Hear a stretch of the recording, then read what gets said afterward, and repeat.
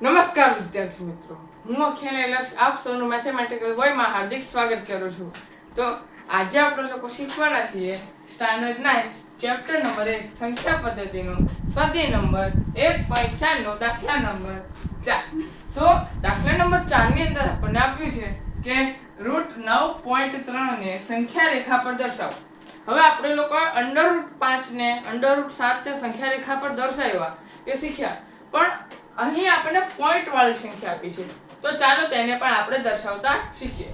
તો સૌપ્રથમ એક રેખાખંડ દોરો, તેને m નામ આપો. ત્યારબાદ અહીં c નામ આપો, a નામ આપો, અને a થી b વચ્ચે અહીં આટલું માપ 9.3 સેન્ટીમીટર લો. ત્યારબાદ b થી 1 સેન્ટીમીટર માપ લઈ અહીં c નામ આપો. ત્યારબાદ a અને c વચ્ચે a અને c ના અડધા ભાગ કરતા વધારે, એટલે કે જો a અને c નું અડધું અહીં થતું હોય તો અહીંથી અહીંને કેન્દ્ર ગણી અહીં બે ચાપ રચો અને આ બંને ચાપ વચ્ચે એક સીધી રેખા દોરો અને આ રેખા જ્યાં છેદે છે ત્યાં m નામ આપો, નહીં ત્યાં k નામ આપો. ત્યારબાદ હવે k ને કેન્દ્ર ગણી a થી લઈ અહીં c સુધીનું વર્તુળ દોરો. ત્યારબાદ b ને લંબ એક રેખાખંડ રચો અને તેને d નામ આપો.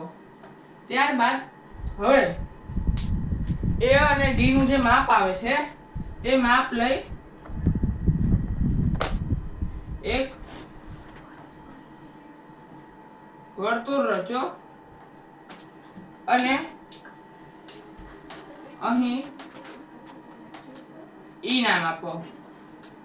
તો અહીં આપણું √9.3 સંખ્યા રેખા પર દર્શાવાઈ ગયું છે. તો તમે આવી રીતે √9.3 ને સંખ્યા રેખા પર દર્શાવી શકો છો. હવે મિત્રો, તમારે એક વસ્તુનું ખાસ ધ્યાન રાખવાનું છે કે અહીં જો માપમાં જરા પણ પ્રકારનો ફેરફાર થશે તો તમારો જે દાખલો છે તે ખોટો પડશે. તો તમારે માપમાં ખાસ કરીને ધ્યાન આપવાનું રહેશે. તો અહીં સ્વાધ્યાય 1.4 નો પ્રશ્ન નંબર 5 પૂર્ણ થાય છે.